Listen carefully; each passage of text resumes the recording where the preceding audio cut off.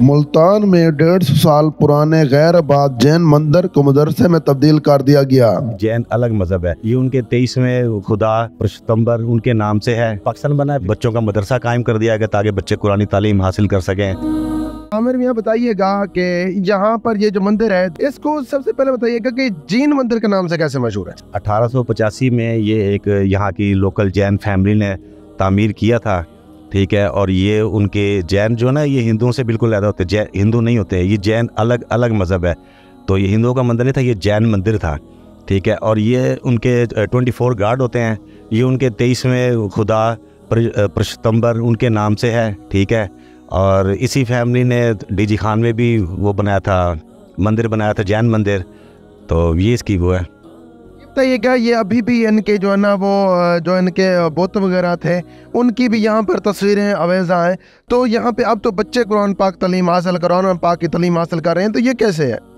तस्वीर की जहाँ तक बात है, यहाँ तो उनके पुरुषोत्तम की वो मूर्ति भी थी और शबी अभी भी है। तो वो अगर आप पढ़ें हिस्ट्री तो पता लगता है कि वो जहाज़ में, इतने काफ़ी इनके अमीर लोग थे, जहाज़ में रख कर वो मूर्तियाँ इंडिया ले गए थे। और बाकी बच्चे फिर ये पाकिस्तान बना, फिर यहाँ बच्चों का मदरसा कायम कर दिया गया ताकि बच्चे कुरानी तालीम हासिल कर सकें। आमिर भाई बताइएगा कि इसको अभी भी जो कि जैन मज़हब के लोग हैं वो देखने के लिए आते हैं यहाँ पर? नहीं, अभी जैन मज़हब से तो कोई नहीं आया। बहरहाल हिंदू आते हैं, इंडिया से आ जाते हैं लोग, और फॉरनर लोग आते हैं, गैर मुल्की लोग आ जाते हैं देखने से, और पूरे पाकिस्तान से लोग इसे देखने आते हैं। लेकिन जैन मज़हब का बंदा अभी तक कोई नहीं आया जी। तो ये बताइएगा जब इंडिया से लोग आते हैं तो उनके क्या तासरात, वो क्या कहते हैं इस हवाले से? तासरात क्या, देख के खुश होते हैं बस वो अपना पुरानी खैर, क्योंकि जैन तो अभी कोई नहीं है, ज़्यादातर हिंदू और सिख ही आते हैं। तो वो देख के बड़ा खुश होते हैं और हैरान होते हैं। बाकी मूर्ति को देखते हैं और इसकी बनावट को देखते हैं तो याद करते हैं अपना पुराना वक्त, बस वो, और क्या। अच्छा आमिर भाई बताइएगा कि इस हवाले से आप कोई पैगाम देना चाहें तो दे सकते हैं हमारे देखने वालों को, क्योंकि ये एक बहुत पुरानी बिल्डिंग है। तो ये असासा कह लें पाकिस्तान का, ऐसी चीज़ों का होना पाकिस्तान के लिए ज़रूरी है, या लोग जो पुराने होते हैं वो इस हवाले से क्या कहते हैं, इस हवाले से क्या कहेंगे आप?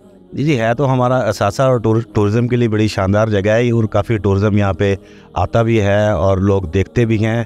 बहरहाल हम तो यही कह सकते हैं कि कायम दायम रहे, ऐसे ही बच्चे कुरान पढ़ते रहें, ऐसे ही मंदिर कायम रहे, ठीक है। बस लोग देखें, आए, एंजॉय करें, पुरानी तहजीब को, पुराने मज़हबों को जाने वो लोग आके। मैं सुनने में ये भी आया कि यहाँ पहले स्कूल था इस बिल्डिंग में, तो क्या ये इस बात में क्यों ताकत है?